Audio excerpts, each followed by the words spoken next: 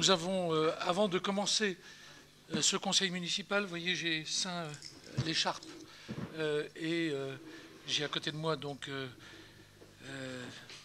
Loïc Nolot, parce que nous avons décidé tous les deux de faire une déclaration qui est une déclaration commune, qui montre l'engagement très fort des élus de Luçon.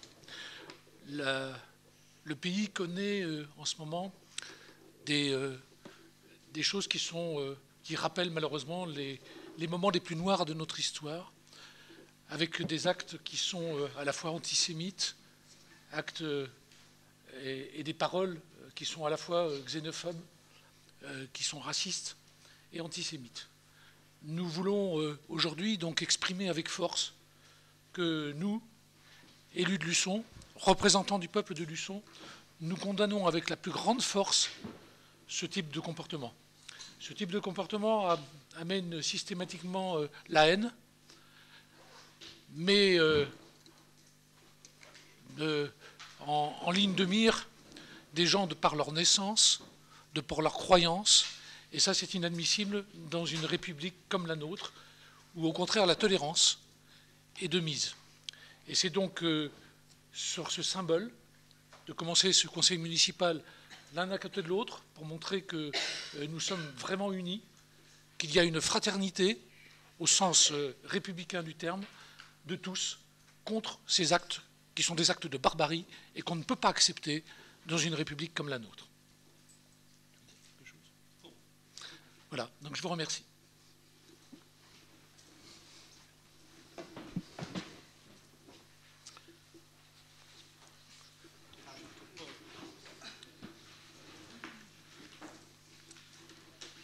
Voilà, donc nous allons continuer plus traditionnellement donc, notre conseil municipal. Je déclare donc ouverte ce 45e conseil municipal de notre mandature. Nous avons à désigner donc un secrétaire de séance. Je vous propose donc notre Benjamin, donc Arnaud Charpentier, si vous en êtes d'accord et s'il accepte cette lourde tâche. Donc je vous remercie. J'ai reçu un certain nombre de pouvoirs. Le pouvoir de Madame Saint-Lô pour Madame Reculot, le pouvoir de Monsieur Gachet pour moi-même, le pouvoir de Madame Constantin pour Madame Simonet, le pouvoir de Monsieur Caillé pour Monsieur Bonin et le pouvoir de Monsieur Devois qui nous rejoindra en cours de séance pour M. Nolot. Nous avons à approuver un procès-verbal, celui de la séance du 29 janvier 2019. Y a-t-il des remarques?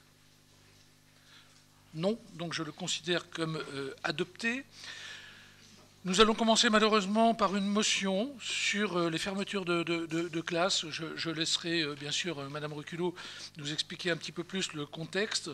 Une fois de plus, donc, nous avons reçu une lettre qui parle d'étudier le retrait d'un poste dans une de nos écoles. Il s'est passé quand même quelque chose d'assez exceptionnel par rapport à ce qui existait jusqu'à maintenant.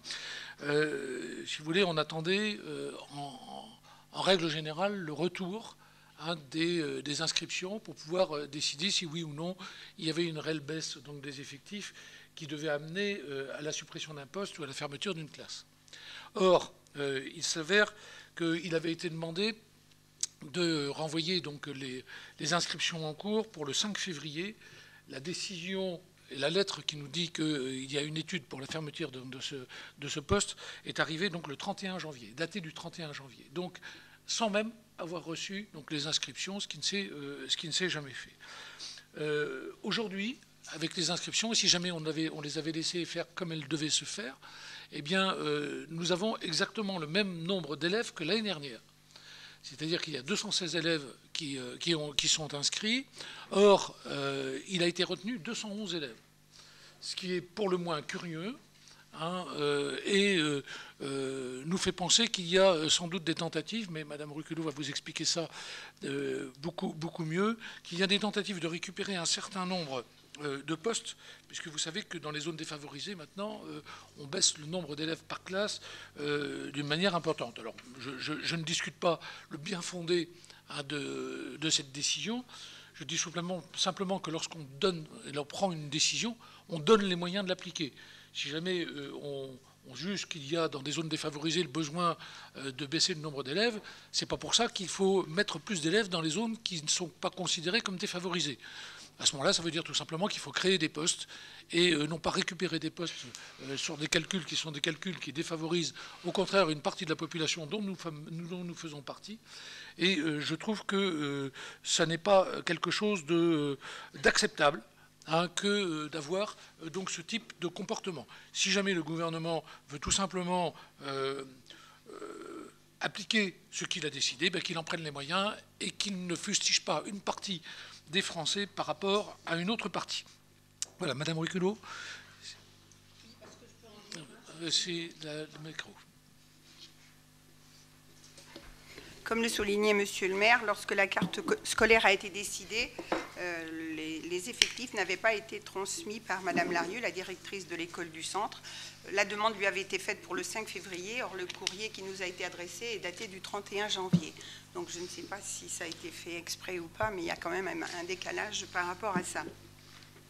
Il faut savoir que les chiffres retenus ont été de 211 élèves, alors que le jour justement où elle aurait pu transmettre les effectifs, elle en était à 216, ce qui fait qu'avec ces effectifs-là, il n'y avait pas de suppression de postes d'enseignants, sachant que c'est un poste de maternelle qui est prévu d'être supprimé. Donc, ce qui veut dire que les inscriptions n'étaient absolument pas prises en compte. Alors, il faut savoir que sur la Vendée, il y a des effectifs de un petit peu plus de 23 élèves par classe, mais par rapport au poste d'enseignant, on n'est qu'à 18 élèves, 24 exactement. Donc, ce qui veut dire qu'il y a des endroits où il faut en récupérer parce qu'il y a des zones prioritaires où il n'y aura que 14 élèves par classe et à partir de là, il faut des postes d'enseignants, sachant qu'il n'y en aura pas de créés. Par contre, ce qu'il faut savoir, c'est que sur Luçon, il y a des choses qui ne sont pas prises en compte. On en revient toujours aux élèves d'Ulysse, qui, eux, sont intégrés dans les classes qui nous mènent à des effectifs de 24-25 élèves, nous, sur Luçon, dans notre école élémentaire, et entre 22 et 23 élèves sur la maternelle. Donc, on est déjà bien au-delà de la moyenne départementale. Et ces élèves Ulysse, par contre, lorsque la carte scolaire est décidée, on les supprime des effectifs. On nous enlève 12 élèves, systématiquement. Par contre, ils sont bien là et les enseignants les ont à charge. Sachant que c'est des élèves qu'il faut encadrer, qui ont des difficultés scolaires, puisqu'ils ont un enseignement particulier. Mais il y a aussi des choses qui ne sont pas tenues en compte, c'est les enfants allophones. Il y en a de plus en plus. Je ne sais pas combien on en est aujourd'hui, mais je sais qu'il y en a 3 nouveaux qui arrivent sur l'école du centre. Il y a une famille ukrainienne dont les enfants sont pas inscrits, mais les dossiers scolaires ont été récupérés, donc qui vont aussi arriver. Le nombre est important. Il y a 15 familles à Luçon en ce moment, avec de familles allophones. Et aussi les auxiliaires de vie, où leur temps qui leur était attribué pour assister les enfants qui avaient des difficultés sur les temps scolaires ont été relativement diminués, presque divisés par 2.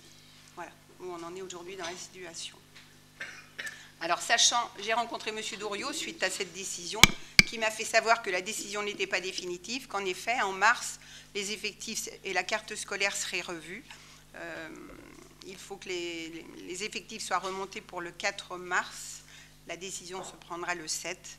Et une dernière décision aura lieu en juin. Mais si on pouvait échapper à ça et consolider notre poste d'enseignant dès le mois de mars, ce serait une bonne décision. Voilà. Est-ce qu'il y a des questions particulières par rapport à ça? Non, ce n'est pas des questions. Hein. On se joint à vous sur cette motion et on soutient aussi les représentants de parents d'élèves qui ont fait aussi un communiqué de presse, malheureusement qui n'est pas sorti. Effectivement, on peut se poser réellement la question de la méthode, puisqu'on donne une date précise pour envoyer des effectifs et on décide avant cette date de suppression de postes, sans savoir les effectifs d'ailleurs. Il faut savoir qu'il y a plus de 200 écoles sur les Pays de la Loire qui sont touchées. Et effectivement, comme dit Monsieur le maire, aujourd'hui, on essaye de prendre des postes à gauche pour les mettre à droite, ou à droite pour les mettre à gauche. C'est un peu facile et malheureusement, ceux qui ne feront le moins de bruit et qui ne monteront le moins au créneau auront certainement ces postes supprimés. C'est pourquoi la motion ce soir est importante et que la mobilisation aussi est importante pour pouvoir garder ce poste. L'autre point, c'est les effectifs réels aujourd'hui sur Luçon. Il y a danger, puisqu'on est à 3 classes de maternelle à l'école du centre et 2 à Jean Moulin. C'est sûr que si on devait passer à 2 classes au centre et 2 classes à Jean Moulin, ça deviendrait très compliqué pour une ville de 9500 habitants hors taxes et 10 000 TTC. On va le dire comme ça. Ça ne serait pas une bonne image aujourd'hui amener à avoir 4 classes seules sur Luçon dans le public. J'ai retrouvé les chiffres de 88-89 il y a 30 ans. C'est vrai, il y a 30 ans. Il y a mais il y a eu de l'évolution. Mais on était public-privé. Non, mais on était public-privé à 1312 enfants. 1312. Voilà. Donc, qu'on ne nous mette pas des pots de banane non plus là où ça devient compliqué. Vous avez vu aujourd'hui, dans le bocage, on fait de la pub et de la repub pour dire qu'on cherche du monde et qu'il y a des problèmes pour accueillir ces personnes-là dans les entreprises. Aujourd'hui, sur Montaigu, Chantonnay, les herbiers, parce qu'on ne peut pas les accueillir, il n'y a pas les logements, il n'y a pas ce qu'il faut derrière. Nous, on a tout ce qu'il faut. Donc, ça serait dommage de nous savonner la planche. Si un jour, économiquement, on devait repartir, il suffit d'une ou 2 entreprises qui nous amènent du monde, repartir avec seulement 4 classes de maternelle. Voilà ce que je voulais dire. Bon, alors, on parle de la compétence de la communauté de communes, hein, bien entendu, hein, sur l'économie. Je pense que dans les semaines et les mois à venir, on aura quelques bonnes nouvelles à annoncer de ce point de vue-là. Donc, si vous en êtes d'accord, je vais vous lire intégralement donc, cette motion, hein, et je la mettrai donc au vote, à moins qu'il y ait d'autres interventions. Non. Donc, les services de l'éducation nationale ont indiqué des modifications de la carte scolaire pour la rentrée 2019. Retrait d'un 9e emploi d'enseignant en maternelle, 10e classe de l'école du centre. Le conseil municipal s'oppose à ces mesures et rappelle sa détermination à défendre une nouvelle fois les écoles publiques. Le conseil municipal demande que le comptage des élèves se fasse le jour de la rentrée scolaire. En effet, les inscriptions se poursuivent jusqu'à début septembre. Il demande que le taux d'encadrement se fonde sur les critères de fermeture de l'inspection académique et non sur les critères de l'ouverture. De plus, M. le maire rappelle que les effectifs des unités localisées pour l'inclusion scolaire, les ULIS, ne sont pas comptabilisés dans les effectifs de l'école, alors qu'ils présentent plus d'une dizaine d'élèves. Par ailleurs, un projet de restructuration et de modernisation est en cours à l'école du centre afin qu'elle soit, à terme, mieux adaptée aux besoins et aux normes de l'éducation nationale. Le projet est élaboré par un comité consultatif au sein duquel siègent des représentants de l'inspection académique. Vu le code général des collectivités territoriales et notamment l'article L2121-30 relatif à la création de l'implantation des écoles. Vu le code de l'éducation nationale et notamment les articles L212 alinéa 1 et L212 alinéa 4, vu la circulaire 2304 du 3 juillet 2003 du ministère de l'Éducation nationale relative à l'exercice des compétences partagées entre l'État et les communes pour la création et l'implantation de locaux scolaires, considérant les intentions de l'inspection académique, considérant l'intérêt général pour la ville de Luçon de préserver ces écoles afin de maintenir une grande qualité de service, considérant que les inscriptions se poursuivent jusqu'à la rentrée scolaire et qu'un projet de modernisation de l'école du centre est en cours, le conseil municipal s'oppose aux mesures de fermeture de classe, demande le maintien des classes existantes et demande une permanence des méthodes de comptage.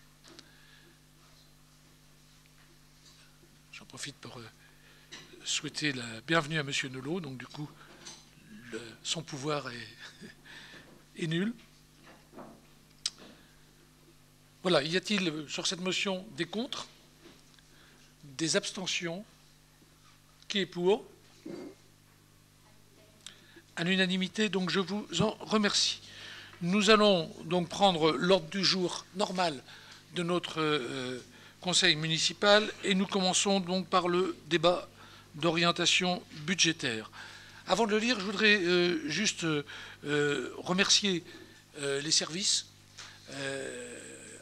bien sûr la direction générale et monsieur le directeur général des services adjoints, monsieur Cyril Martin et tout son service, qui nous ont fait un travail qui est un travail remarquable et qui le font tout au long de l'année, puisqu'il faut savoir que nous avons reçu un mail de madame Billet, donc, qui est la trésorière, pour nous dire que l'indice de qualité comptable de Luçon est de 19,4 sur 20.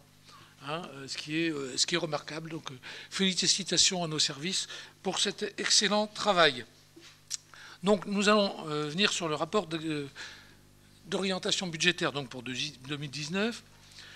Je vous rappelle que c'est obligatoire pour les communes de 3500 habitants et qu'il doit se tenir dans les 2 mois qui précèdent le budget primitif.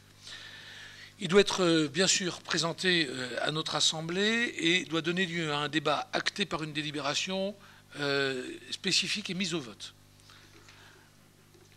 Il faut qu'il comporte différentes informations. D'abord, les orientations budgétaires envisagées par la commune portant sur les évolutions prévisionnelles des dépenses et des recettes en fonctionnement comme en investissement. Et il doit être précisé les hypothèses d'évolution retenues pour construire le projet de budget. Bien sûr, les concours financiers, la fiscalité, la tarification, les subventions, etc. La présentation, deuxième chose, la présentation donc, des engagements pluriannuels, notamment les orientations envisagées en matière d'investissement, et enfin des informations relatives à la structure et à la gestion de l'encours de la dette. Il y a une nouvelle obligation depuis la loi de programmation des finances 2018-2022, c'est de faire figurer des objectifs d'évolution des dépenses réelles de fonctionnement et du besoin de financement de la collectivité. Et afin de permettre aux citoyens de disposer d'informations claires et lisibles, ce rapport doit être mis en ligne sur le site internet de la collectivité dans un délai d'1 mois après son adoption. Ça tombe bien puisque nous avons maintenant un nouveau site. On va, si vous voulez bien, d'abord parler du contexte économique. D'abord au niveau mondial. Très rapidement, il faut savoir qu'au niveau mondial, on devrait avoir une croissance de 3,7% en 2018.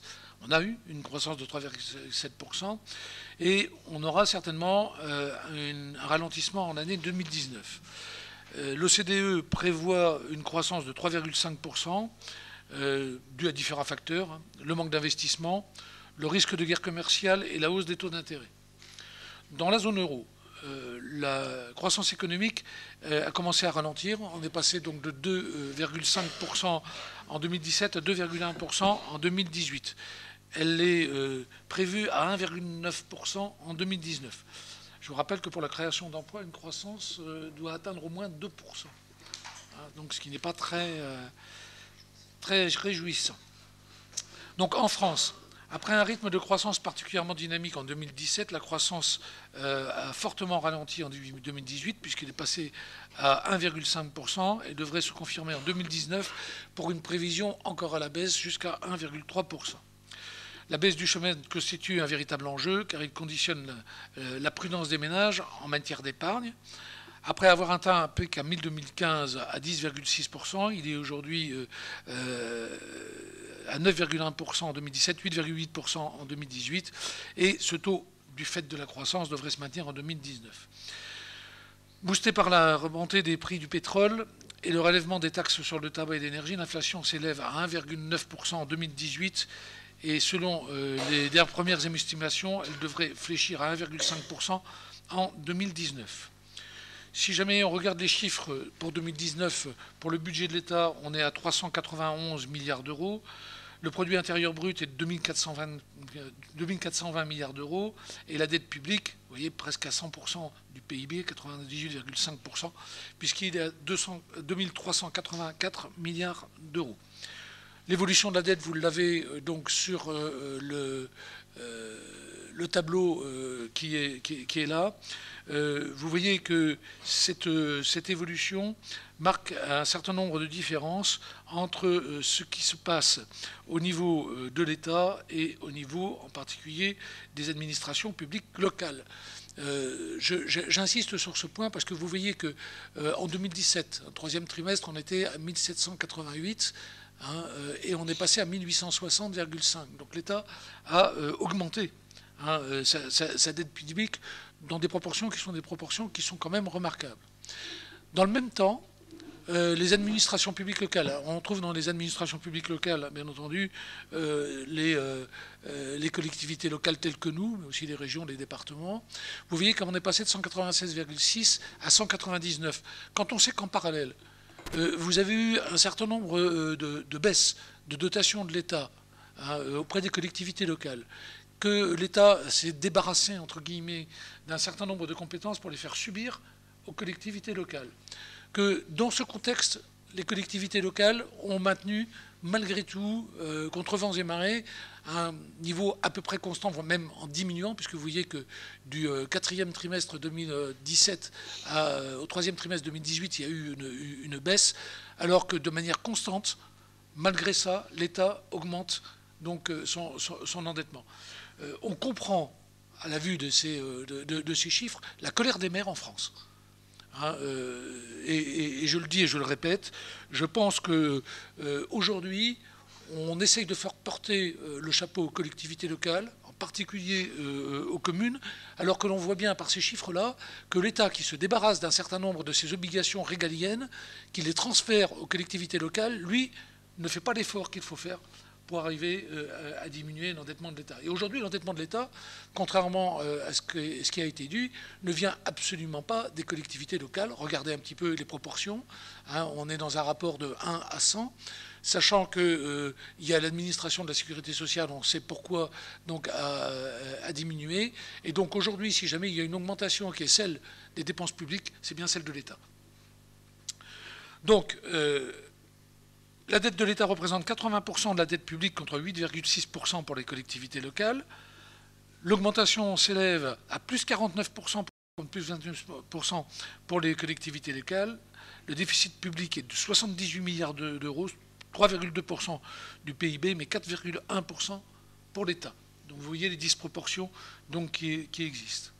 Le projet de loi de finances 2009 découle de la loi de programmation des finances publiques 2018-2022 qui repose sur les règles de restriction des dépenses de fonctionnement et les incitations en maintien du niveau d'investissement. Si jamais on regarde maintenant la loi de programmation de finances 2018-2022, sur ses principes, c'est de donner un cadre pluriannuel au budget, englobant donc l'État, l'administration de sécurité sociale et l'administration publique locale, de fixer des objectifs d'équilibre des finances publiques et la trajectoire pour y arriver, de décliner les objectifs par type d'administration. Il prévoit une augmentation maximale de 1,2% des dépenses réelles de fonctionnement. Et les collectivités concernées sont celles dont les dépenses de fonctionnement dépassent 60 millions d'euros. Donc a priori, nous ne serions pas concernés. Malgré tout, les paroles du ministre des Finances fait penser que si jamais il y avait une augmentation des dépenses de fonctionnement globale, je dis bien globale, des collectivités de plus de 1,2%, il y aurait des diminutions, des nouvelles diminutions, donc des dotations de l'État.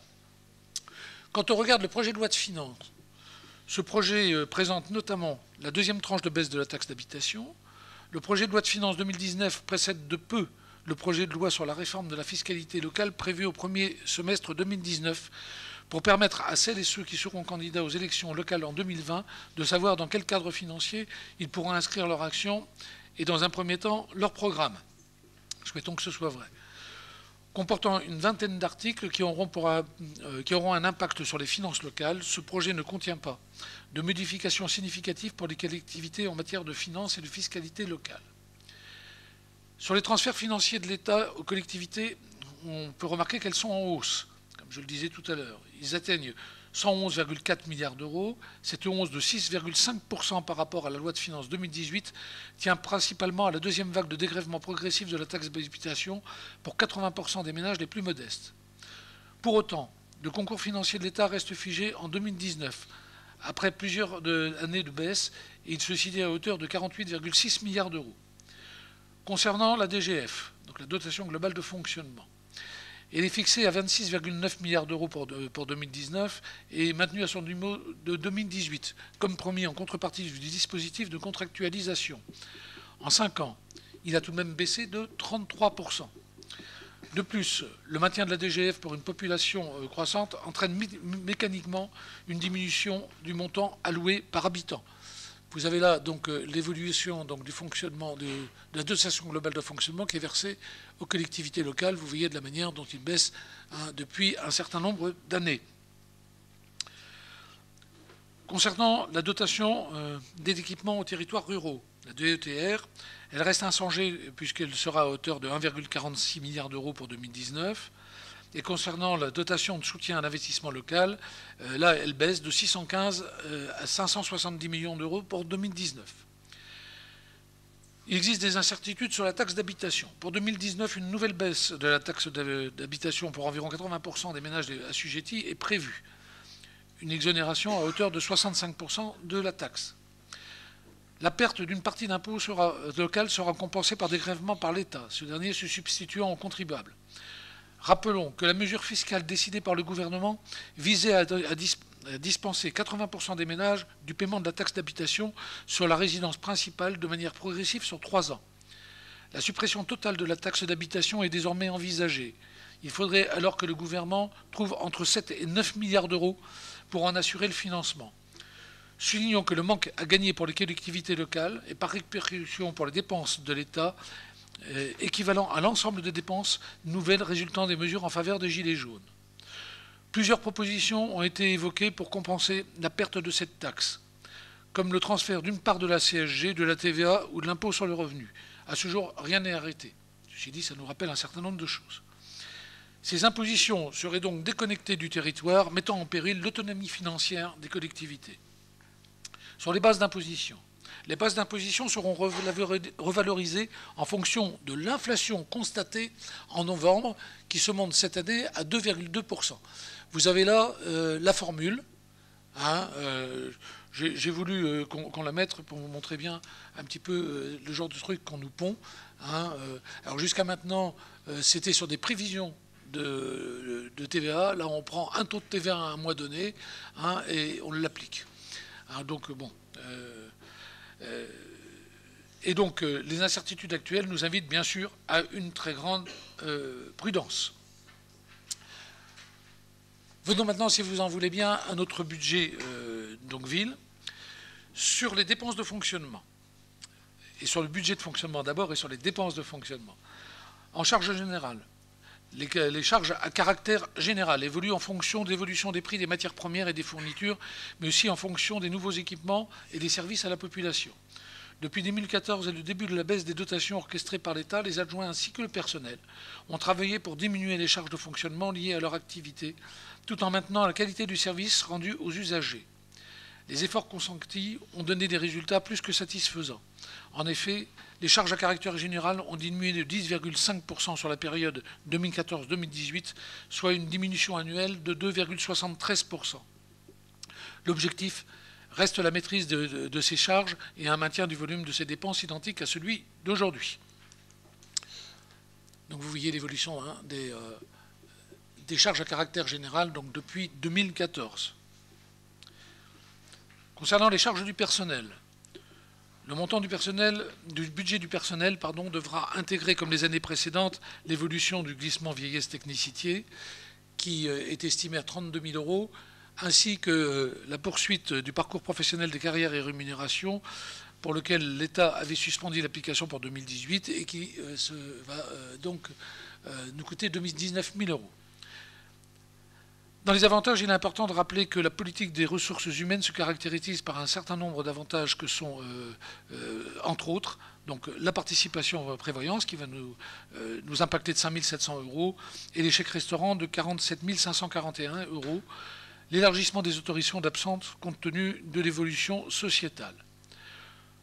Pour le temps de travail minimal des agents est de 36 heures ou 37 heures compensé par 5 jours et demi donc de RTT. A noter que 2019 verra la poursuite du déploiement de la badgeuse sur l'ensemble des services municipaux. Les effectifs, ils resteront donc stables pour 2019. L'année sera marquée par la transformation de 4 postes d'agents en contrat aidé en poste permanent, ainsi que le recrutement d'un menuisier suite au départ du titulaire du poste. D'autres éléments seront impactants sur le budget personnel.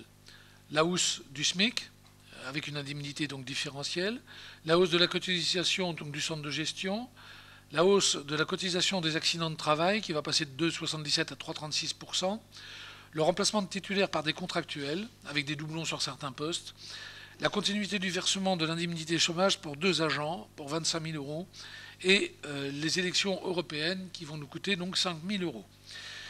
Il y aura une maîtrise et une stabilité qui continueront à être les objectifs à atteindre pour le budget du personnel en 2019 en poursuivant le travail initié depuis quelques années entre la Direction générale des ressources humaines et en lien bien sûr avec les élus. On va passer aux subventions aux associations. Comme pour les charges à caractère général, les enveloppes réservées aux associations sont maintenues au même niveau que celles de l'exercice 2018. Et sur les dépenses réelles de fonctionnement, la loi de programmation des finances publiques prévoit une progression annuelle des dépenses réelles de fonctionnement limitée à 1,2% sur la période 2018-2022 pour les villes dont les dépenses sont supérieures à 60 millions d'euros. Cette démarche a été entamée depuis de nombreuses années par la ville. Les dépenses réelles de fonctionnement ont diminué successivement de 0,28 en 2015, 1,97 en 2016, 6,60 en 2017 et 2,62 en 2018. Les dépenses ont été réduites de 11,8% en 4 ans, soit 2,89% de diminution par an. À périmètre constant, comme la loi le précise, l'évolution est donc celle que vous avez sur ce tableau. Sur les recettes de fonctionnement, concernant l'imposition, les bases d'imposition seront revalorisées en fonction de l'inflation. Le calcul est réalisé sur la base de l'inflation constatée au mois de novembre, comme on le disait tout à l'heure, donc qui se monte cette année à 2,2%. Dans le même temps, et pour la 10e année consécutive, je vous proposerai de ne pas augmenter les taux. La dotation globale de fonctionnement, la contribution supplémentaire au redressement des finances publiques devrait rester stable. La somme prélevée sur la DGF annuellement de la commune reste pour l'instant de 593 234 euros. Vous m'entendez souvent parler de chiffres plus élevés que ça, tout simplement parce que nous avons en parallèle des dépenses supplémentaires qui nous ont été imposées, en particulier sur les transferts de certaines compétences. Donc vous voyez en cumulé ce que ça représente. Ainsi, la commune aura participé au redressement des finances publiques pour un montant supérieur à 2,5 millions en 6 ans. À titre de comparaison, c'est l'équivalent qu'a coûté à la commune la réfection du centre-ville et les abords de la piscine intercommunale. C'est donc les très gros investissements qui sont passés dans ce redressement, l'équivalent. Sur la dotation de solidarité, en 2016, la ville était éligible à la dotation de solidarité urbaine. En 2017, la population DGF est passée en dessous du seuil de 10 000 habitants, ce qui a rendu la ville éligible à la dotation de solidarité rurale, qui est beaucoup plus avantageuse. En 2018, la population DGF redevient supérieure à 10 000 habitants, et donc à nouveau éligible à la DSU. En 2019, la DSU devrait se maintenir à la hauteur de la DSU 2018. La DGF par habitant devrait se situer aux alentours de 165 euros par habitant, soit un niveau un peu supérieur à celui de 2016.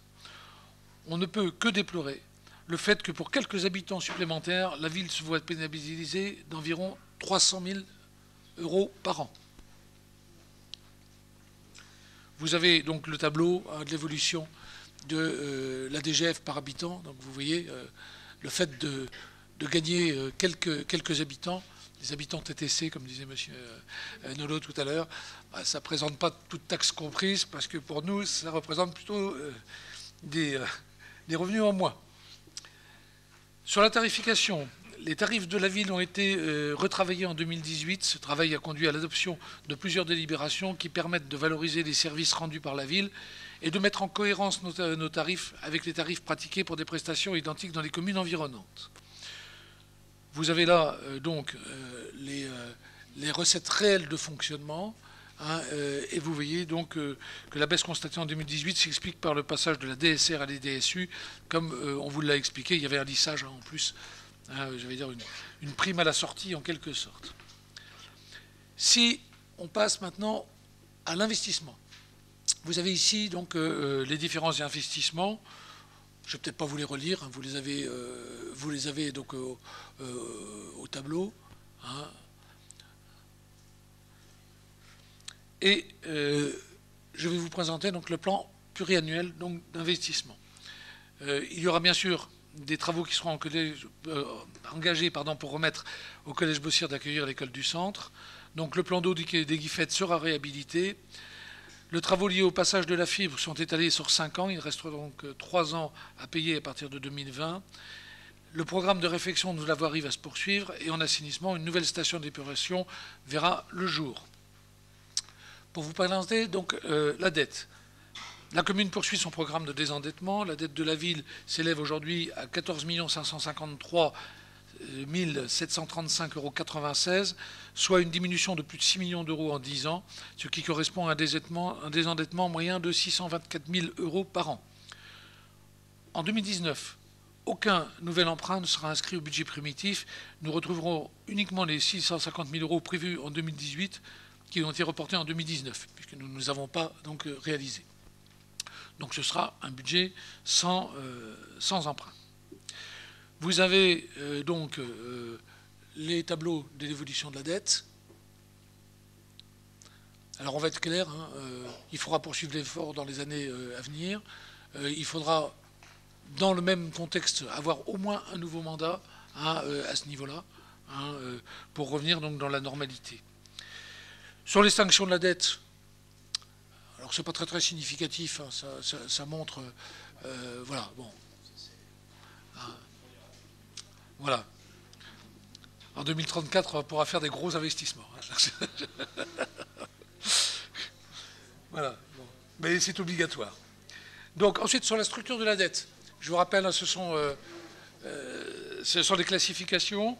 Nous avons des taux fixes donc pour 8 780 000, des taux variables pour 880 389, hein, qui sont tous les deux à 1. On a un emprunt structuré D4, mais vous savez, qui a été donc consolidé, donc qui n'a pas de risque pour la collectivité pour 3 368 000.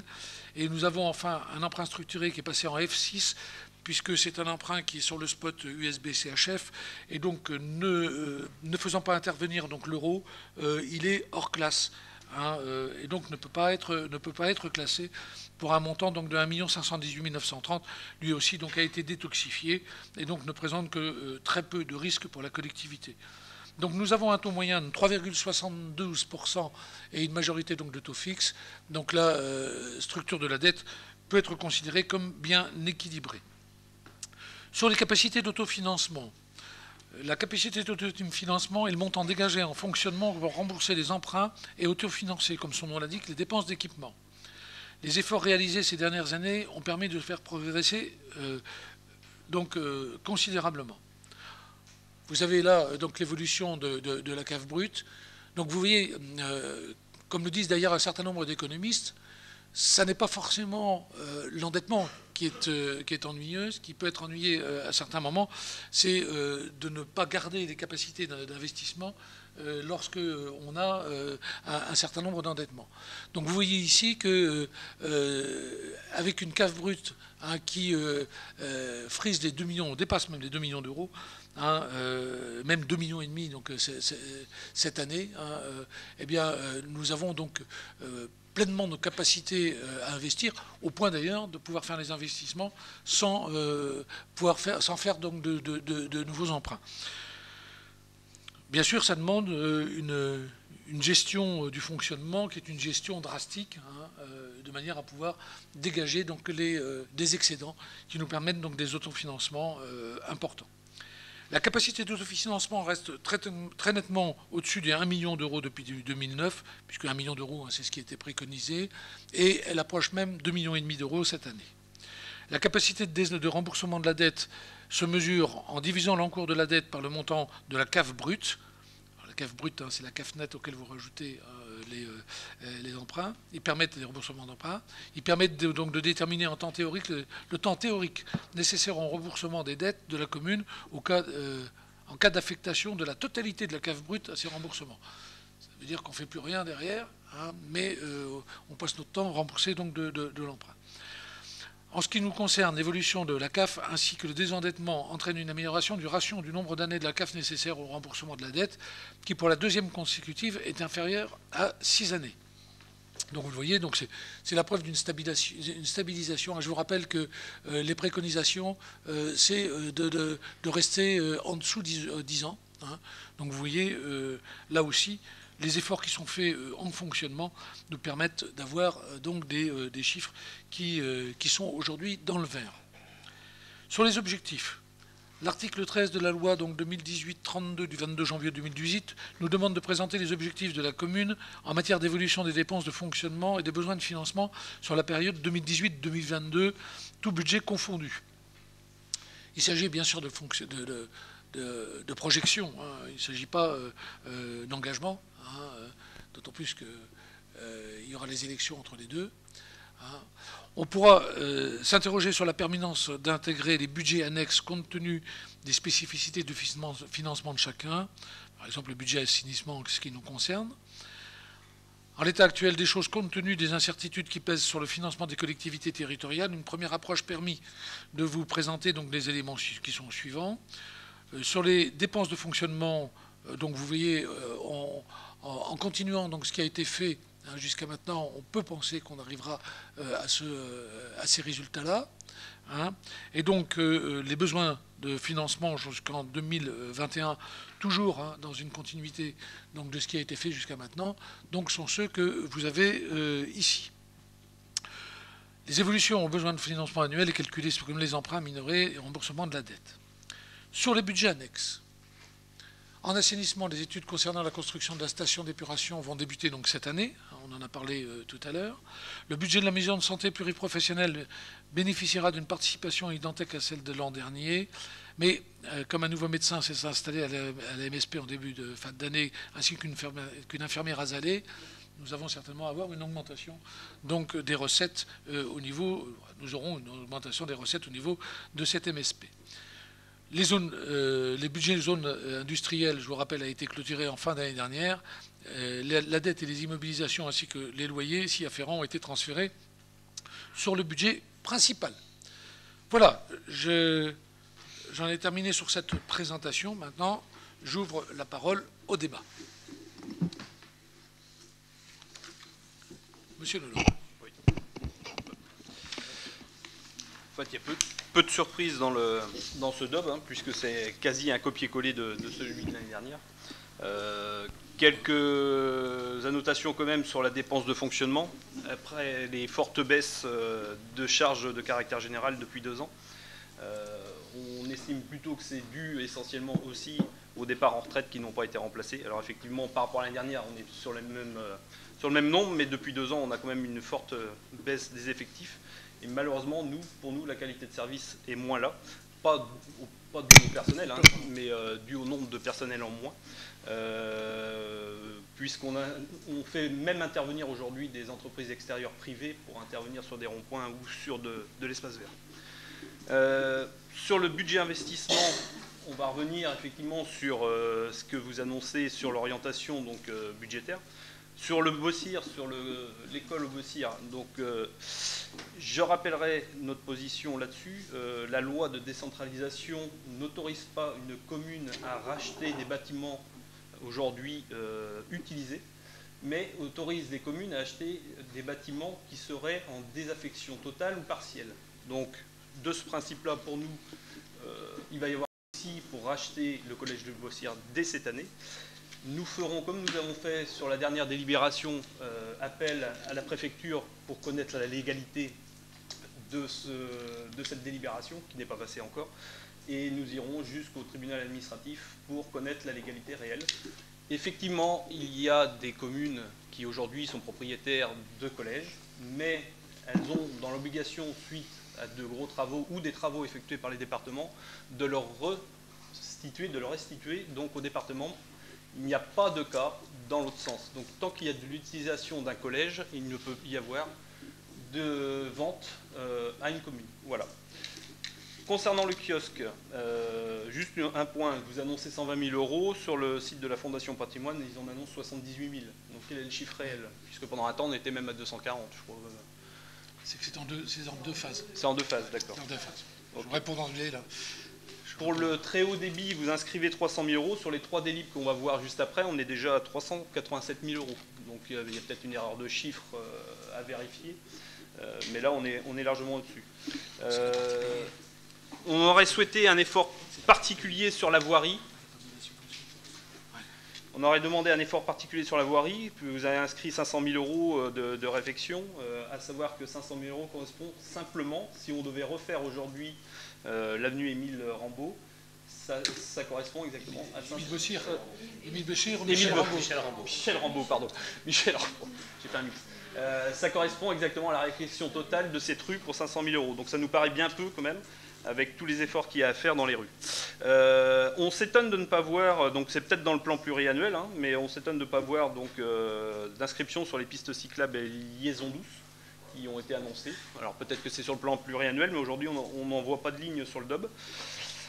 Sur le plan pluriannuel d'investissement, les travaux bossiers reviennent donc encore une fois sur la légalité de cet achat. Sur le plan d'eau des Guiffettes, on en a parlé plusieurs fois, mais on aimerait avoir un petit peu plus de détails et avoir un budget prévisionnel pour savoir à combien s'engageraient ces travaux aux Guiffettes, utiles et importants, et même urgents, puisqu'aujourd'hui on a quand même une activité économique autour, et je dirais qu'aujourd'hui sur l'écologie, il y a peut-être un beau projet à faire aussi là-bas. Peut-être pas au niveau de la voile, mais restreint, mais il y a quelque chose à faire et on aimerait savoir où on va exactement sur cet engagement. Et puis sur la dette, comme vous l'avez dit, pèse lourd, et ça, il faut le noter. Pardon ? J'ai pas dit ça. Elle pèse lourd quand même, puisqu'on rembourse quand même 1 100 000 euros de capital par an et 600 000 euros d'intérêt. Voilà, donc ça pèse quand même et ça enlève. Alors effectivement, il faudra certainement un autre mandat. Si, c'est 1 100 000 euros et c'est inscrit sur le budget. Oui. 1 100 000 de remboursement annuel. Oui, pardon, remboursement annuel de capital. Oui. Et la dernière question, c'est par rapport au prêt justement qui a été effectué donc, en octobre ou novembre 2018 sur les 650 000 euros. On aimerait avoir quelques explications sur ce prêt. À quoi correspond-il puisqu'il est sur 20 ans, donc ça doit correspondre à de l'immobilier. Est-ce que cela correspond au rachat du terrain militaire? Voilà. Alors, bon, plusieurs choses. J'espère ne pas en oublier, je les ai notés le plus rapidement possible, vous me rappellerez si jamais j'ai oublié quelque chose.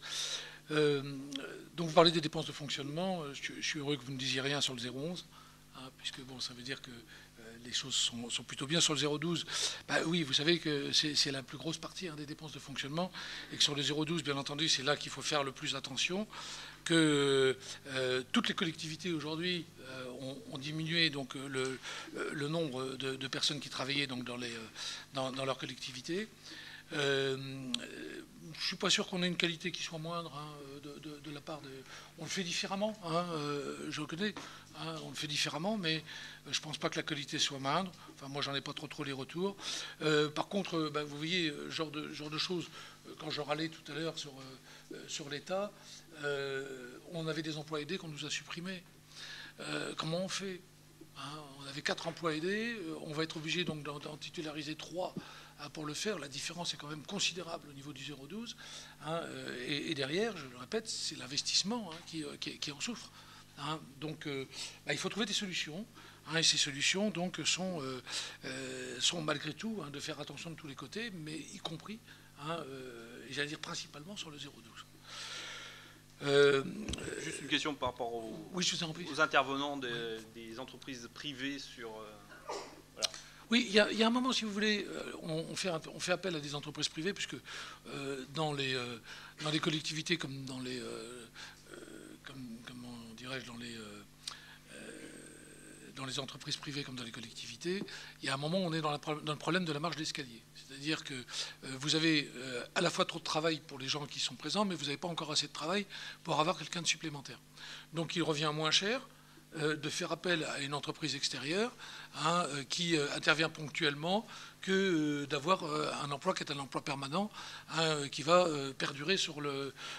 si jamais on avait une augmentation des moyens et les besoins réels, bien sûr, qu'on créerait un poste. D'ailleurs, vous allez voir qu'on en crée un dans un certain moment.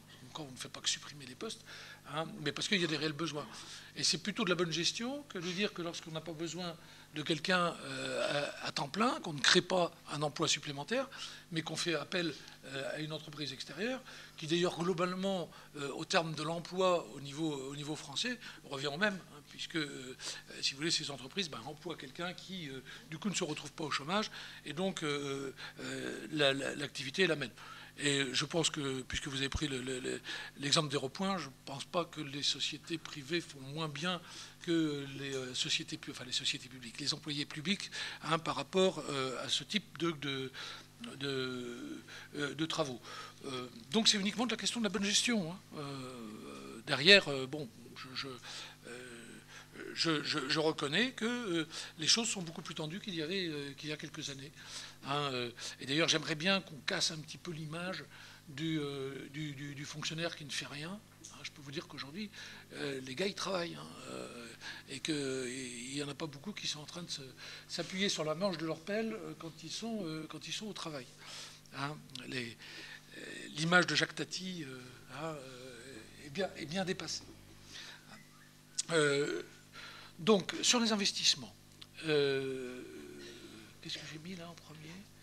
Ah oui, sur les 2 millions... Attendez, j'arrive pas à me relire, ouais, terrible. Le premier point, vous l'avez? Oui, c'était le Bossir, ouais. Sur la loi de décentralisation et sur la possibilité d'acquérir le... Sur votre recours, vous avez fait un recours, ça n'a pas donné de suite, très bien. Vous voulez mettre au tribunal administratif, mettez au tribunal administratif. Ce qu'il y a, c'est qu'au bout du compte, vous allez faire perdre, si jamais vous réussissez, ce dont je doute, vous allez faire perdre 2,5 millions d'euros au Luçonnais. Donc, il y a un moment, il faudra quand même m'expliquer, hein, quel est le but. Hein, ou c'est un but politicien en faisant perdre 2,5 millions d'euros au Luçonnais, ou bien alors c'est de dire à tout prix, non, puisqu'on rentre dans les élections, à tout prix on veut avoir raison, et au bout du compte on fera quoi? Parce que on va l'acheter ce Bossir de toute façon, hein, quoi qu'il arrive, puisque la délibération a été validée, donc il va être acheté au bout du compte. Qu'est-ce que vous allez en faire si jamais vous avez... Bon. C'était la validation sur les demandes de subvention, pas sur le rachat. Oui, mais ne vous inquiétez pas, si jamais ça s'est passé, du fait de l'État, ça veut dire que l'État va nous donner la subvention et donc que l'État est d'accord avec le rachat.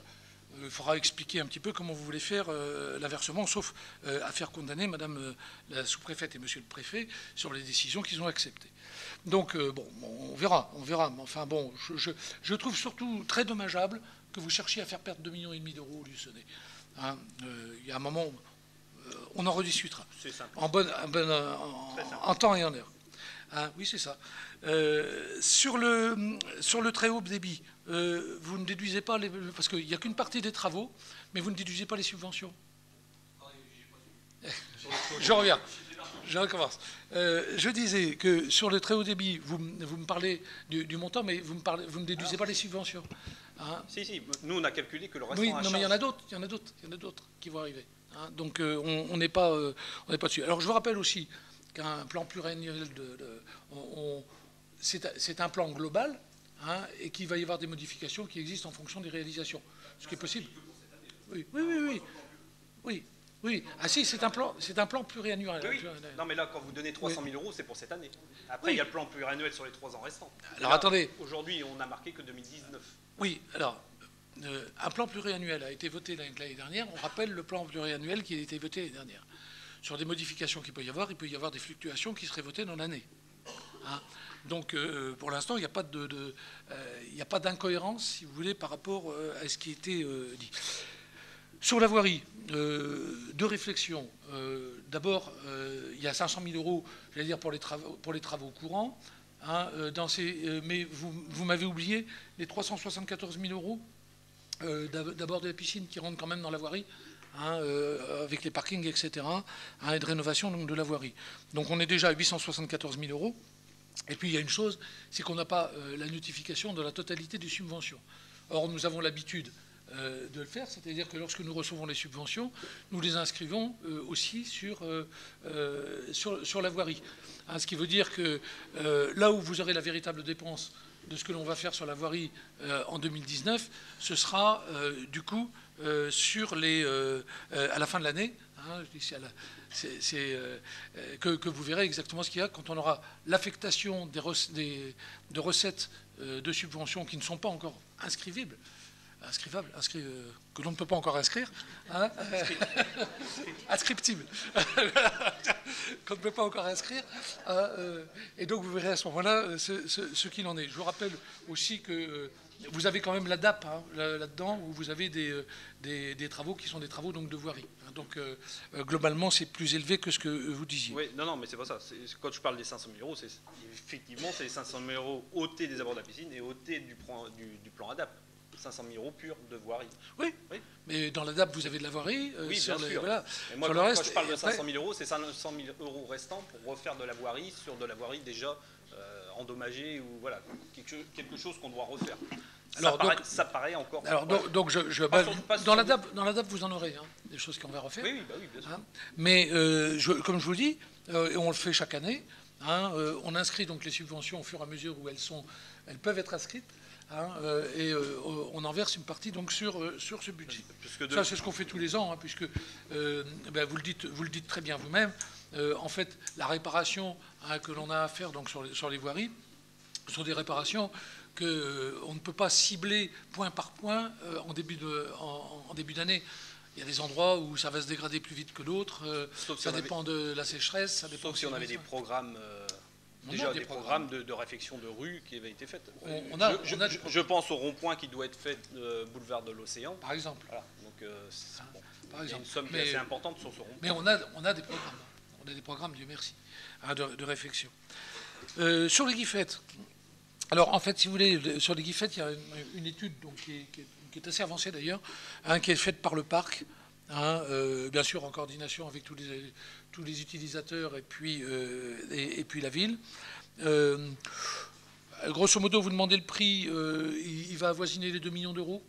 Hein, voilà, mais pour l'instant, on est plutôt, si vous voulez, dans les études techniques, parce que le problème de l'intervention, si vous voulez, au niveau de ce lac, vient du fait de la manière dont il est fait. Hein. C'est un lac qui est artificiel, au-dessus du niveau du marais, qui n'a pas d'alimentation, qui sont d'alimentation naturelle, hein, donc par pompage, hein, qui aujourd'hui est complètement désuet, d'autant plus que, si vous voulez, on est dans des zones qui sont des zones protégées, et que aujourd'hui, il faut regarder quelles sont les faisabilités réelles. Parce que jusqu'à maintenant, il n'y avait pas d'eutrophisation qui était importante. Il y avait plusieurs raisons à ça. La première, c'est que plus il vieillit, plus il y a de l'eutrophisation. Il y a un réchauffement climatique qui est réel, et on le sait, donc il y a plus de chaleur, il y a une remontée du chaleur donc des eaux, et donc des cyanophycées en particulier, donc qui sont plus importantes, hein, et derrière donc un contexte qui n'existait pas jusqu'à maintenant. Hein, donc il faut qu'on regarde un petit peu ce qu'il en fait. Bon, aujourd'hui l'étude, c'est de trouver des apports d'eau, qui sont des apports d'eau donc, qui sont des eaux de baignade. Alors il y a plusieurs possibilités, hein, qui sont celles par exemple des rejets purifiés de la station d'épuration. Pour ça qu'on le calcule. La division. C'est une solution que de l'envoyer dans le canal de Luçon qui sert à Oui. rien. Oui, d'autant plus que les qualités sont des qualités de baignade, hein, donc on peut les boire hein, à la sortie de l'épuration. Et puis vous avez donc le fait de vider, de racler, de diminuer un peu en surface, hein, et de créer surtout des courants d'eau qui sont des courants d'eau naturels avec des roselières qui permettent une épuration qui est une épuration donc plus importante. Bon, on en est là. Je pourrais vous montrer quelles sont les études hein, aujourd'hui, hein, mais il reste encore du travail à faire. Non, on en avait déjà parlé ensemble, c'est pour ça. Mais savoir où ça en était, où on en allait et où on y allait. On en est là pour l'instant sur le choix. Non, si on l'inscrit, c'est qu'il doit y avoir une part de charge, à la charge de la ville, pardon. Ah bien sûr, oui. Aujourd'hui, on en serait. C'est pas le parc qui va payer. Ça. En tant que président du parc, arrêtez de me flanquer une crise cardiaque.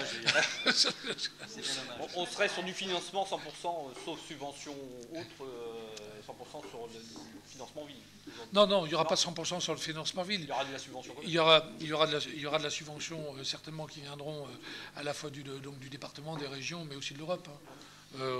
Non, 2 millions, c'est le coût global. Voilà.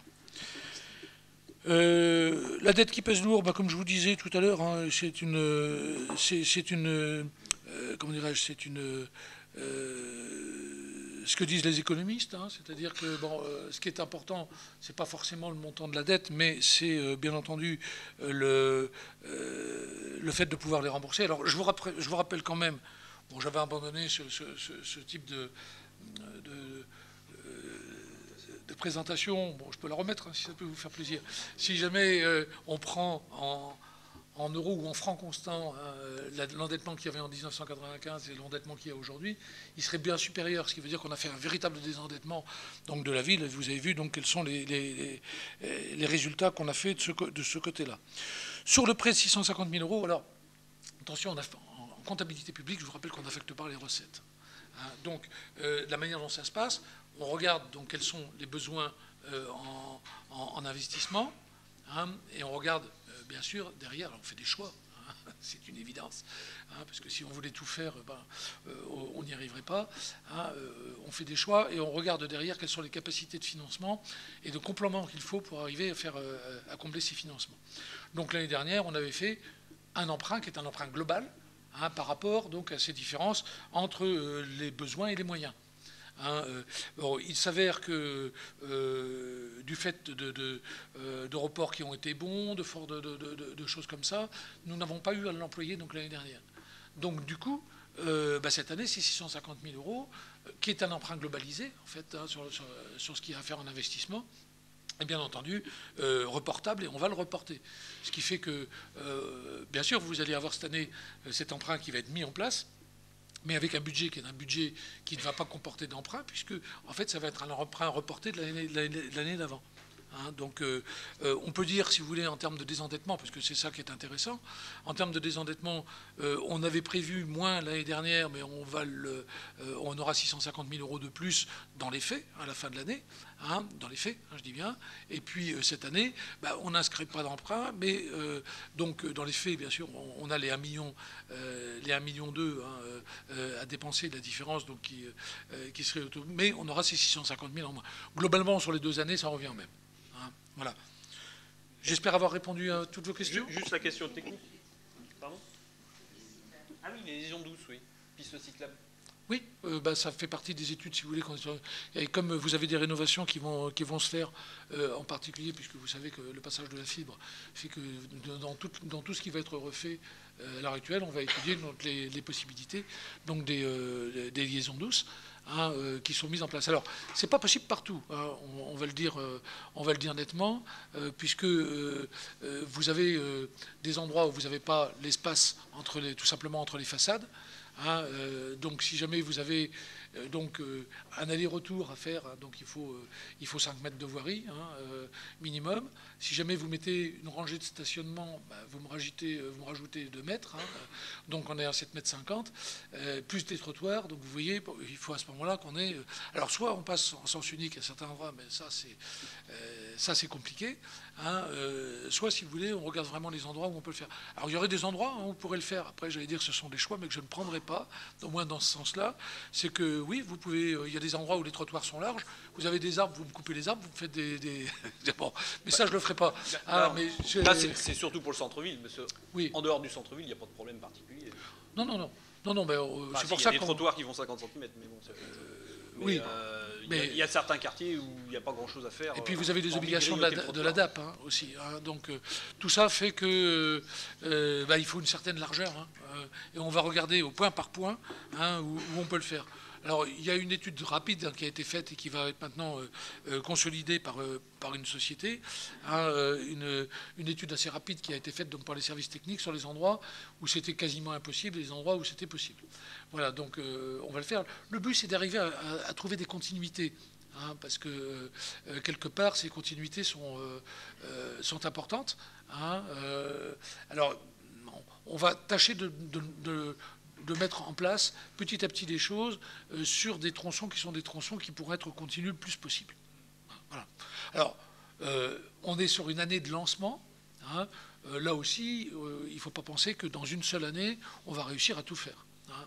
C'est aussi une réflexion, c'est une évolution, c'est aussi une demande de la population à laquelle on répond avec maintenant une certaine conviction et une certaine volonté. Il suffit peut-être simplement déjà de se raccorder effectivement à ce qui existe déjà. Je pense à la route des Manies où il y a déjà quelque chose qui existe, à remonter ne serait-ce que vers le rond-point d'Intermarché déjà si ça existait. Voilà. Alors il y a des endroits comme ça où c'est pas trop difficile. Et peut-être se raccorder déjà à ce qui est fait sur l'intercommunalité. Surtout que là, si vous voulez, se raccorder, là c'est suffisamment large de manière à pouvoir faire du visuel et faire de la sécurité. Par contre, si vous allez plus avant, quand je vous disais, il y a des endroits où on a des trottoirs qui sont larges, hein, oui, là on a des soucis parce qu'il y a des arbres. Enfin, un souci. Tant mieux, on a des arbres qui sont là. Mais je veux dire, eux ne vont pas forcément l'autoriser. Hein, sachant qu'on étudie aussi de prendre sur une partie de trottoir. Hein, mais attention, il y a une norme. Hein, donc on ne peut pas s'amuser à faire moins de temps. Et en dehors de ça, il faut aussi le passage pour les personnes à mobilité réduite.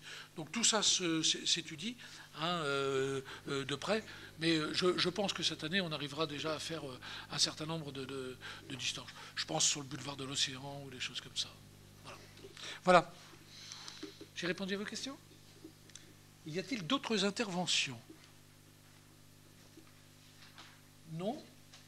Donc, je vais mettre au vote le fait que vous avez bien constaté qu'il y a eu un débat. Y a-t-il des gens qui sont contre, qui s'abstiennent, qui est pour? Donc, à l'unanimité, je vous en remercie. Sur la deuxième délibération, alors, c'est le lotissement, donc, oui, il y a quelque chose, Madame Sureau? Non? Non, je ne sais pas. Non, c'est qu'elle me demandait pourquoi on le votait, puisqu'avant on ne le votait pas. Parce que c'est une nouvelle disposition voilà, depuis l'année dernière. Je crois que depuis l'année dernière, c'est une nouvelle disposition. Avant on prenait acte, maintenant on le vote. Il y a une nouvelle norme. Oui. Ah oui. Oui. Oui, non, mais on vote le fait qu'on prend acte. C'est la subtilité, voilà. J'ai bien dit ça d'ailleurs. Oui. Oui, vous ne m'écoutez pas alors. Bon, on passe au lotissement, si vous voulez bien. Concession d'aménagement, donc vente d'expansion. Je ne vais peut-être pas vous lire la totalité. En fait, si vous voulez, le but de cette délibération, c'est quoi? C'est de dire tout simplement que on a comment dirais-je, le report du bout de cette concession hein, qui a été fait auprès de Vendée Expansion, hein, tout simplement pour qu'au bout du compte, ils puissent nous rembourser. Hein, puisque je vous rappelle qu'en fait, on leur a fait des avances hein, qui sont des avances, donc, comme c'est inscrit, de 180 000 € en 2015 et 2016, bah, il faut qu'ils aient les moyens de nous rembourser. Pour avoir les moyens de nous rembourser, il faut qu'on le repousse. Hein, tout simplement. Donc on le repousse. Hein, pour l'instant, ça ne nous coûte pas un centime, si ce n'est qu'à terme, on arrivera donc à avoir ces remboursements. Et derrière, il y a des frais de fonctionnement hein, qui sont de 11 460,04 €, mais qui vont s'équilibrer, puisque à l'heure actuelle, il y a au moins un terrain qui est en compromis, et donc qui devrait permettre d'équilibrer largement donc, ces 11 464,04 €. Et en fait, la délibération, hein, c'est ça, c'est le compte-rendu, hein, c'est ce que je viens de vous dire très rapidement, hein, sachant que le reste étant de l'historique, que le bilan donc, de financement prévisionnel a été fait donc, sur la base du 13 novembre 2018 et qu'il faut une nouvelle convention donc, pour élargir donc, ces modalités de remboursement. Avez-vous des questions ou des remarques? Oui. Ça fait quand même 473 000 € qu'on a inscrit depuis 2014 en dépenses d'investissement, donc effectivement on aura normalement un retour, je l'espère. Au rythme où ça va, voilà. Si on a la totalité de la somme, effectivement, c'est pas grave. Si on arrive à ne pas avoir cette totalité de somme, on peut s'inquiéter quand même. voilà, la vente des terrains, ça va pas très vite. Et malgré tout, on a quand même mis 473 000 € en attendant que ça puisse arriver. Donc, bon, voilà. Est-ce qu'on récupérera cette somme totale? C'est la question qu'on peut se poser. Parce qu'à un moment donné, logiquement, oui.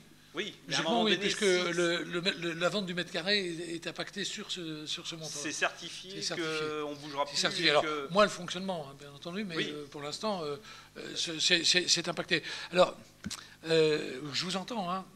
Je vous entends, et je vous rappelle que quand on avait fait donc, ce lotissement, c'était un moment où l'immobilier allait très bien. Bon, l'immobilier a subi un arrêt, mais je me souviens très bien que vous étiez des fervents demandeurs d'avoir un lotissement qui était un lotissement communal. Il est là. Hein, vous vous souvenez que nous, on était plutôt en disant attention, attention, attention, parce que le lotissement communal, quelquefois, on avait eu des déboires quelques années auparavant, en disant quelquefois, ça peut créer des situations qui sont des situations tendues, ce qui est le cas aujourd'hui. Mais bon, on sent qu'il y a quand même, voilà, il y a des frémissements, non, mais des frémissements économiques. Hein. Ça fait quand même... L'année dernière a été la pire année depuis 10 ans dans la construction immobilière. Non, mais je parle de frémissement économique. C'est pour ça. Logiquement, quand on a des frémissements économiques, il y a un redémarrage qui est derrière. Donc il y a quelques constructions. En nombre de... Alors, il y a par contre quelque chose, un phénomène qui est un phénomène nouveau, c'est que vous avez beaucoup plus de rachats et moins de construction. Donc, je dirais que c'est tant mieux, parce que c'est des vieilles maisons souvent qui sont dans un état déplorable, qui étaient habitées par des personnes âgées qui ont toujours vécu dans ces maisons dans un état voilà, pas aux normes et ce qui est peut-être malheureux au final, enfin bien pour nous, pour la commune, parce qu'on a beaucoup de maisons comme ça, pas loin du centre-ville, et malheureux pour les entreprises, c'est-à-dire qu'aujourd'hui ça coûte moins cher d'acheter une maison dans cet état-là, de la faire rénover, que de faire construire du neuf. Alors effectivement, il reste des terrains chez nous, voilà, vous avez des maisons à 50 ou 60 000 € aujourd'hui, plus un petit peu de rénovation, et vous êtes largement en dessous le prix d'une maison neuve. Hein. Ah, on est bien d'accord. Mais là, c'est pas luçonné. Hein. Ça, c'est pas luçonné. Voilà, c'est pas luçonné. Mais c'est bien, parce que ça permet au moins de rénover des quartiers, parfois. Et on le voit, c'est souvent des gens de l'extérieur aujourd'hui, pas des gens de Luçon, hein, des gens de l'extérieur qui rachètent. Alors, vous savez, il y a deux phénomènes qui vont accentuer ça, on va être clair. Donc, dans les schémas de cohérence territoriale, dans les SCOT, on en parle de plus en plus, et dans les PLUI qui vont venir, on en parle de plus en plus, tout simplement parce que racheter du bâtiment ancien dans lequel on habite, ça consomme moins de territoire. Hein, et donc, en termes environnementaux, c'est quelque chose donc, qui est meilleur. Évolution des temps. Hein, mais bon, au bout du compte, je pense qu'on arrivera quand même, parce que là, c'est pas immense, hein, donc on arrivera quand même à quelque chose. Ouais, je vais juste rebondir là, pour revenir là-dessus. Déjà, pour vous dire, ça serait bien maintenant qu'en centre-ville, on puisse avoir ce phénomène-là, pour pouvoir remettre... Alors, le centre-ville, c'est au-dessus des magasins, et pas très loin, c'est dans un état plus que déplorable. Ça paraît compliqué, mais aujourd'hui, les villes qui arrivent à se sortir et à ressortir des centres-villes et des commerces de centre-ville, c'est ceux qui arrivent à remettre de l'habitat en centre-ville. À Luçon, c'est pas simple. Vous savez, parce que les commerces en bas, il n'y a pas d'accès au-dessus. Voilà, c'est ce que j'allais dire, c'est ça le problème. Voilà, il faut tout. Ouais. Mais bon, il y a des solutions certainement. Mais les solutions sont privées, c'est ça le problème. Mais il y a des aides malgré tout avec les privés qui s'engagent à louer derrière. Voilà. Alors, après, je ne dis pas que c'est possible partout. Bon, mais... vous allez voir, on a des phénomènes, j'espère, qui vont se réaliser et qui sont bons. C'est une des raisons pour lesquelles aussi on a eu une politique de rachat de certains lieux. Hein, il y en a un en particulier, je pense que justement ça va évoluer vers la création d'habitations à l'étage. On va voir un petit peu, parce que si jamais on vend de ce côté-là, on aura peut-être des disponibilités pour racheter un autre lieu sur lequel on pourra faire une évolution de ce type-là. Hein, c'est aussi le but du jeu. Mais c'est un fait que là, par contre, il faut une volonté privée. Ah oui, il faut que les privés acceptent. Voilà.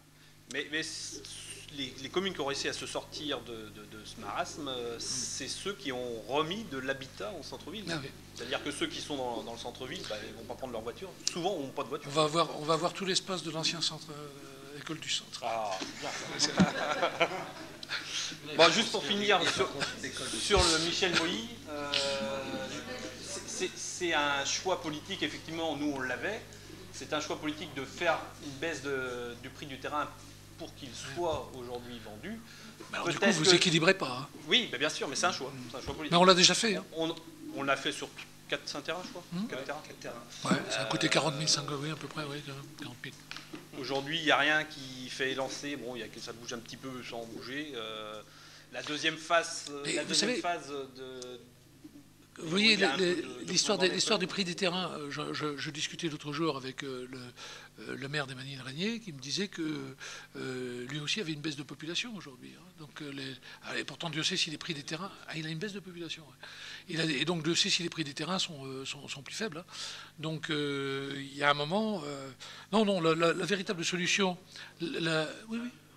Ben, oui, je vous lui demanderai, mais c'est ce qu'il me disait. Hein, elle n'est pas énorme, mais elle est réelle. Hein, et donc, on a, si vous voulez, aujourd'hui, la véritable solution, hein, c'est un redémarrage économique. Hein, donc, c'est pour ça que je vous disais, là, bon, on a un coup dur. Hein, avec une entreprise qui aurait pu perdre des emplois, c'est en train de... Enfin, j'espère que les choses vont bien se passer. Hein, on devrait même en gagner. Et il y a aujourd'hui un certain nombre de touches qui sont faites. Mais ça, c'est du domaine de la communauté de communes. Hein.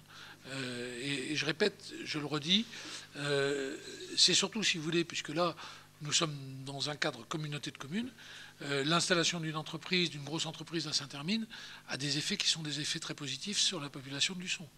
Hein, donc, c'est bien d'avoir cette évolution qui n'existait pas il y a quelques années, où on vivait en autarcie. Il ne fallait surtout pas qu'une entreprise vienne s'installer à 2 km de la limite de la commune, alors qu'aujourd'hui, du fait que les retours des taxes reviennent sur l'ensemble de la collectivité, fait qu'il y a une véritable solidarité de ce point de vue-là. Ça commence à porter ses fruits. D'autres interventions? Non? Donc, sur cette délibération, je le soumets à votre vote. Y a-t-il des contre? Des abstentions? Des pour? 22 pour, 5 abstentions. Ok. Tiens, je l'ai mis où ça? Merci. Donc, nous allons passer à la troisième délibération, subvention pour la restauration des façades. La parole est à Madame Simonet. Merci, Monsieur le maire. Vu le Code général des collectivités territoriales, vu la délibération du 30 octobre 2006 accordant une aide pour la restauration des façades situées à l'intérieur du périmètre des sites patrimoniaux remarquables, vu les certificats de conformité des travaux établis par M. Yves Nicolas, architecte chargé de l'instruction de ces dossiers, vu l'avis favorable de la Commission des finances du 5 février 2019, après avoir entendu l'exposé de son rapporteur, le Conseil municipal, après en avoir délibéré, accorde la subvention suivante. Donc pour Madame Louineau, 1520,08 €. Pour Monsieur Zonekind, 1929,80 € et pour Monsieur Coty, 2000 €, ce qui fait un total de 5449,88 €. Dit que les crédits sont inscrits sur le compte 20422 du budget principal et autorise Monsieur le maire ou moi-même à signer tout document à venir se rapporter à cette affaire. Des questions, des remarques? Il y a un souci? Des contre? Des abstentions? Qui est pour? Unanimité, merci. Alors, M. Gachet étant au soleil, je vais prendre donc les délibérations sur l'urbanisme. Nous avons un nombre de délibérations sur les subventions et les affaissements des réseaux. On va commencer par celui donc, des carrières tranches 1, 2, 3. Ça va bien au-delà du repoint, hein, monsieur Nolot. Ah, voilà, ça part de l'autre côté. Ah, donc ça va bien jusqu'au bout. Donc en fait, vous avez donc un coût qui est un coût global, hein, qui va être donc là à 583 709 €. Vous avez des taux qui sont des taux de subvention en fonction des types donc de travaux qui sont faits, hein, 30% pour le réseau électrique, 50% pour le reste public, et 20% pour les infrastructures de communication électronique, sauf pour les tranches 1 et 3. Je vous explique rapidement, parce que c'est le seul endroit où on fait. Ça, c'est une participation de EDF qui a un plafond. Hein, un plafond, il a une somme, point, et donc il le répartit sur les travaux, sur l'année, sur la ville. Donc c'est eux qui donnent les montants. Et donc le plafond, ils l'ont placé sur... cette somme-là, ils l'ont placé sur les tranches 1 et 3, qui a fait donc monter à 65% donc, les subventions. Et pour le reste, ce sera 20%, puisqu'il n'y a plus de sous. Ils ont dépassé donc leur plafond. Voilà. Donc, ce qui fait que pour ces travaux, il y aurait une participation communale donc, qui serait de 246 975 € hors taxe. Et donc, je vous propose d'accepter donc ce montant et de m'autoriser à signer, à demander toutes les subventions possibles et signer donc toutes les pièces afférentes à ce dossier. Remarques, questions? Des contre? Des abstentions? Qui est pour? Unanimité. Donc, je vous en remercie. Si maintenant on passe à la suivante, il s'agit de l'effacement de réseau rue Richelieu, les tranches 1 et 2. Là, pour les deux tranches, ça coûte 301 692 €. Nous avons donc les participations selon les pourcentages dont je vous ai parlé. Et donc la participation communale serait de 94 236 € hors taxe. Et donc, je vous propose d'accepter ce montant pour ces travaux-là et de m'autoriser à prendre demander toutes les subventions possibles et à signer toutes les pièces afférentes à ce dossier. Questions? Des contre? Des abstentions?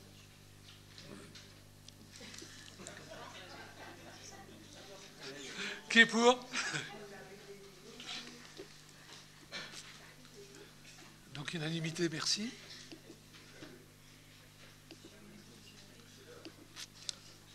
Ce sera bien sûr répété à tous les riverains de la rue Richelieu.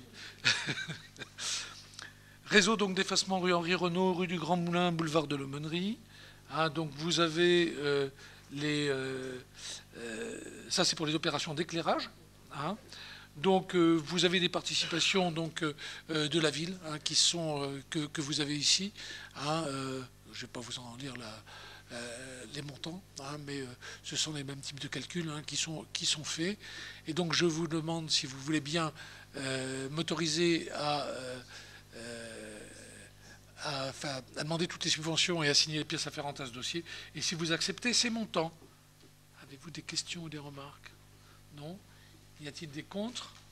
Des abstentions? Non? Qui est pour? Unanimité, donc je vous remercie. Nous avons ensuite l'effacement des réseaux pour l'avenue Michel Rambaud. Donc c'est la même chose, sauf que cette fois-ci, il s'agit de 155 525 €. Et que, en fait, il s'agit là que d'un prolongement, une modification de périmètre. On va un petit peu plus loin. Et donc, ça va en rajouter pour un montant de 4 786 €.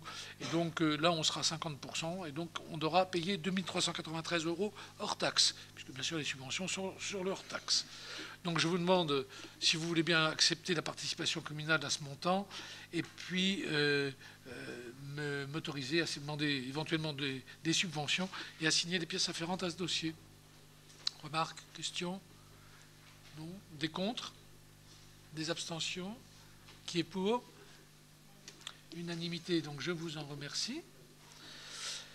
Nous allons passer à la 8e délibération, convention de mise en œuvre d'activités d'animation sportive avec la société Perfect Infogestion. La parole est à Monsieur Edouin. Merci Monsieur le maire. Considérant l'intérêt du dispositif favorisant l'accès au sport pour tous et permettant la pratique d'activités physiques et sportives à des personnes en phase de réinsertion professionnelle, considérant qu'il convient de fixer le tarif de mise en œuvre du dispositif entre la commune et la société Perfect Infogestion, vu l'avis favorable de la commission des finances du 5 février 2019, ayant entendu l'exposé de son rapporteur, le conseil municipal, après en avoir délibéré, fixe le tarif à 22 € TTC par séance d'1 heure, approuve les termes de la convention de mise en œuvre des animations sportives entre la commune et la société Perfect Infogestion et autorise Monsieur le maire ou moi-même à signer la dite convention. Donc je pense que chacun a pris note de cette convention. Il s'agit en fin de compte d'intervenir à raison de 6 séances de 2 heures, ce sera le jeudi, auprès donc des jeunes qui sont dans le parcours de la seconde chance. Voilà. Donc ça sera Isabelle Charbonneau ou Michael Pénisson qui interviendront sur des activités sportives un peu innovantes. Voilà. Remarques ou questions? Non? Y a-t-il des gens qui sont contre? Qui s'abstiennent? Qui est pour? unanimité, donc je vous en remercie. Nous allons passer à 2 délibérations concernant donc le personnel municipal qui va nous être narré par la voix suave de Madame Simonet. Merci, Monsieur le maire. Création d'un poste d'adjoint technique. Conformément à l'article 34 de la loi du 26 janvier 1984, les emplois de chaque collectivité sont créés par l'organe délibérant. Il convient de fixer l'effectif des emplois à temps complet et à temps non complet nécessaires au fonctionnement des services lorsqu'il s'agit d'actualiser le tableau des emplois pour permettre notamment la création de postes pour recrutement nouveau. Vu l'avis favorable de la Commission des finances en date du 5 février 2019, ayant entendu l'exposé de son rapporteur, le Conseil municipal, après en avoir délibéré, crée un poste d'adjoint technique à temps complet et autorise Monsieur le maire ou moi-même à signer l'arrêté correspondant, dit que les crédits nécessaires seront affectés au chapitre 011. Non, je peux essayer? Non, 012. Bon, d'accord. 012. Donc, comme Monsieur le maire le disait tout à l'heure, il s'agit en fait de transformer un emploi qui était un emploi aidé en poste, voilà, pour une titularisation. Voilà. Désengagement de l'État qui va peser sur le 012. Avez-vous des remarques ou des interventions? Non. Donc, qui est pour? Ça va, c'est bien. Unanimité. Allez, modification du temps de travail d'un poste d'adjoint administratif. Madame Simonet. Merci, Monsieur le maire. Considérant qu'un adjoint administratif a accepté l'augmentation de son temps de travail en adéquation avec un besoin de service, afin de satisfaire une qualité de service public, il est proposé la modification du temps de travail de ce poste. Son poste passerait de 30-35e à 35-35e. Conformément à la loi 2017-209 du 19 février 2007, l'augmentation du temps de travail étant supérieure à 10%, l'avis préalable du comité technique a été demandé dans sa séance du 28 janvier 2019. Vu l'avis favorable de la commission des finances du 5 février 2019, ayant entendu l'exposé de son rapporteur, le conseil municipal, après en avoir délibéré, approuve la modification du temps de travail d'un poste d'adjoint technique de 30-35e à 35-35e et prévoit la dépense correspondante au budget qui sera inscrite au chapitre 012. Donc, pour ne pas la nommer, il s'agit de la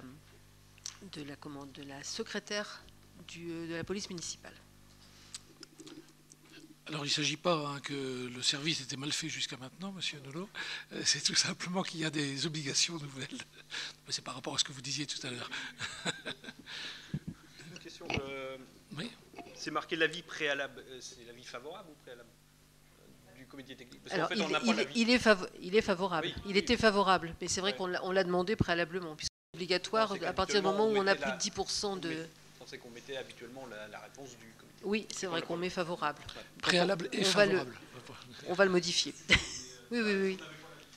Non, il n'y a pas de problème. Ok. Ceci étant dit, y a-t-il d'autres interventions? Non. Y a-t-il des contre? Des abstentions? Qui est pour? Donc, à l'unanimité, je vous remercie.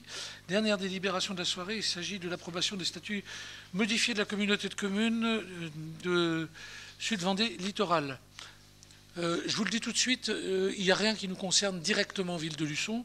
C'est la raison pour laquelle je vais vous lire in extenso cette... Non? Bon, très rapidement. En fait, si vous voulez, je vous rappelle qu'à l'heure actuelle, du fait de ce qui se passait autrefois, on avait sur la première année pris la totalité des compétences des 4 communautés de communes qui étaient exercées et qu'ensuite, en fonction, bien sûr, du projet territorial et en fonction des discussions qu'il y a avec les uns et les autres, il y a des compétences qui sont rendues aux communes. Alors, bien sûr, ça fera l'objet d'une collecte, c'est-à-dire qu'on redonnera aux communes cette compétence avec les moyens financiers pour le faire. Nous ne sommes pas l'État. Donc, on va venir, donc, si vous voulez, sur les suppressions de compétences. C'est sur l'action en faveur des familles et personnes âgées, la contribution donc, de clic repérage. Donc, les actions collectives de prévention sont reprises par les EPCI et les individuelles pour l'accompagnement des usagers sont reprises par le département. Deuxièmement, ce sont les suppressions de compétences exercées de manière différenciée sur le territoire jusqu'à une date butoir. On avait le cadre du transport scolaire. Alors, sur ce transport scolaire, hein, vous aviez quelqu'un dans la commune, enfin une commune dans la communauté de communes qui est du Pays de la Mer, donc, dont nous faisions partie, qui est concernée, c'était de la commune de Léroux. Hein, donc ça lui était rendu, mais donc il abandonne lui ce transport secondaire, donc qui sera repris bien sûr pour une société en dehors de ça. Je rappelle qu'il ne voulait pas le lâcher tout simplement parce qu'ils avaient un personnel qui conduisait le bus, et comme cette personne étant partie à la retraite, ça bien sûr ne les intéresse plus, étant donné que d'ailleurs les normes deviennent très, très importantes. Vous avez ensuite, excusez-moi, oui, vous aviez aussi hein, la communauté de communes du Paris-Poitevin hein, qui était concernée. Vous avez ensuite des modifications de la compétence. Hein. Hop là, j'ai dû en sauter. Excusez-moi, j'ai sauté la restauration à destination des services scolaires. Hein. Donc là, qui a été rendu à certaines communes, et puis la création et la gestion d'un service de portage. Alors, c'est la création d'un service, c'est pas une compétence. C'est-à-dire qu'en fait, les communes qui veulent avoir ce service s'adressent à la communauté de communes qui facture hein, la prestation. Hein, donc, nous avons notre service, on ne l'a plus. Mais il y a des services privés qui remplissent très bien et il n'y a pas de demande donc en dehors de ça. Voilà. Ensuite, nous avons une modification de la compétence donc enfance-jeunesse. Alors ça, il faut bien le comprendre. Hein, vous avez autrefois un temps libre qui était extrascolaire et qui correspondait les grandes et les petites vacances, et le mercredi qui était une journée sans école. Et puis il y avait un temps de libre périscolaire uniquement quand il y avait le mercredi après-midi. Mais désormais, les mercredis dans les écoles est considéré comme l'accueil périscolaire. Oui ou non? Donc du coup, pour éviter de faire des nœuds dans les statuts, tout simplement le terme périscolaire et extrascolaire ne va pas forcément apparaître dans les statuts. Donc la communauté de communes Sud-Vendée littorale va tout simplement ne pas mettre ses compétences périscolaires et scolaires, hein, mais tout simplement de réception hein, donc des enfants en dehors des périodes scolaires. Et puis vous avez donc les structures d'accueil, hein, donc enfance-jeunesse. Alors nous n'avons pas encore le nôtre, hein, le LSH donc, de la Motonam. Il y a encore des études donc à faire, et c'est la raison pour laquelle donc nous n'y sommes pas. Voilà. Avez-vous des remarques ou des questions? Non? Donc je me soumets à votre vote. Y a-t-il des contre? Des abstentions? Qui est pour? À l'unanimité, je vous en remercie. Nous sommes arrivés donc au bout de l'ordre du jour. Je clôt donc cette séance et je vous souhaite à tous une bonne soirée. Je vous remercie.